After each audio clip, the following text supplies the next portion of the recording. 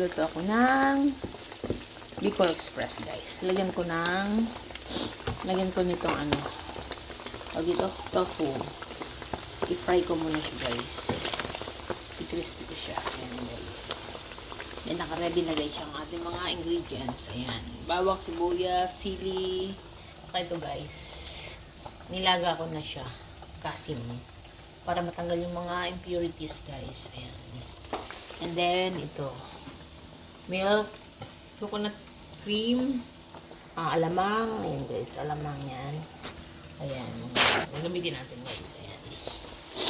Pa-crispy muna natin ito. Tofu. Lagyan natin ng tofu ang ating beef express, guys. Ayan, guys. See you later, guys. See you later. Ayan, guys. Nagki-crispy na siya. Nagki-crispy na.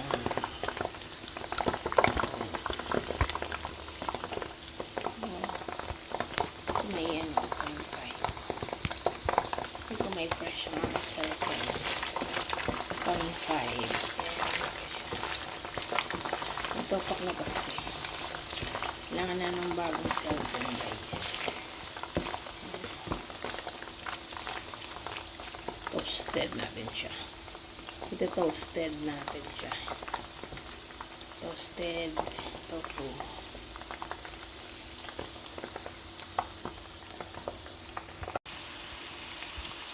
I-fry din natin, guys, yung karne. I-fry natin siya. Bago natin lutuin. Guys, i-fry natin siya. Frying.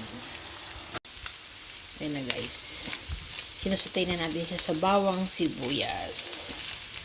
Guys. Nilagyan natin ng alamang, guys, later.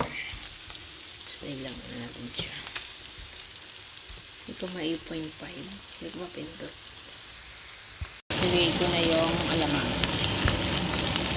Alamang. Or ang tawag ito, ayan, tawag yan, sweetened shrimp pie, guys.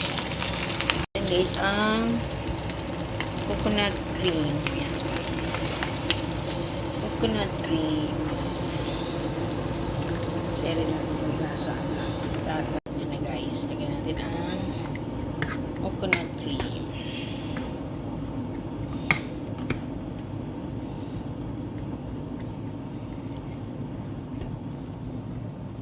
Tapos pagluto na, saka natin ilagay yung tofu at sili.